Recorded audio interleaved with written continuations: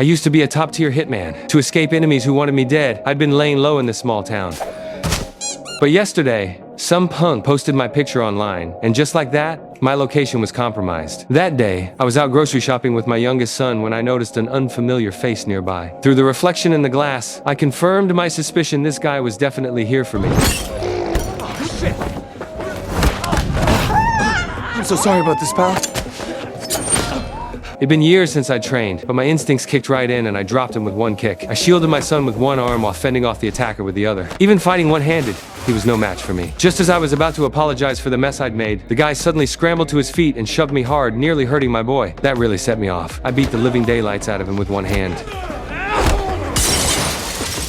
Finally, I walked out of that store under the stunned gazes of my neighbors. I knew my cover was blown, so I rushed home. On the third step of the staircase, I sliced open the wall beside it with a knife. Hidden beneath a coin was a small button. One gentle press, and a secret compartment in the stairs popped open. I'd always known this day would come, so I'd prepared years ago. Inside were 2 guns and passports for my family, though after all these years, they'd expired. There was also exactly $1 million in cash. I called up an old buddy from the life and asked him to set up fresh IDs for me and my family. He was floored when he heard my voice. We hadn't spoken in 18 years, and he'd assumed I was long dead. But I had no time for small talk. I needed to grab my family and get out of there fast. I told the kids we were going on a trip. We're going to Las Vegas today. Well, you said you wanted to be Now? more spontaneous. I heard you. My wife was thrilled. She never expected that her boring, uptight husband could suddenly be so spontaneous and romantic. What she didn't know was that once we left, we'd never be coming back. Soon enough, we all piled into the car and hit the road on our impromptu getaway. Just as we were pulling out of the underground garage, I spotted someone in a black sedan staring us down. Obviously, they were here for me. When a bus passed by, I quickly switched to a different exit.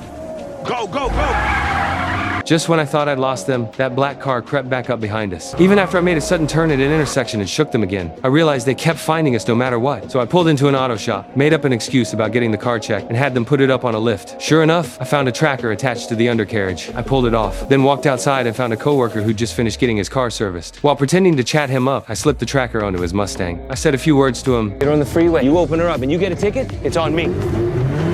And he peeled off in a flash. The assassin saw my location moving and chased after him, but there was no way they could keep up with that sports car. Once we'd shaken those killers, my family and I continued our romantic road trip. But I still wasn't at ease. Our phones could give away our position at any moment. So when we crossed a bridge, I tossed everyone's phones into the river. My family was stunned. They thought I'd completely lost it. But I knew this was the only way to keep us safe. Meanwhile, the assassins hadn't given up. They'd found my house.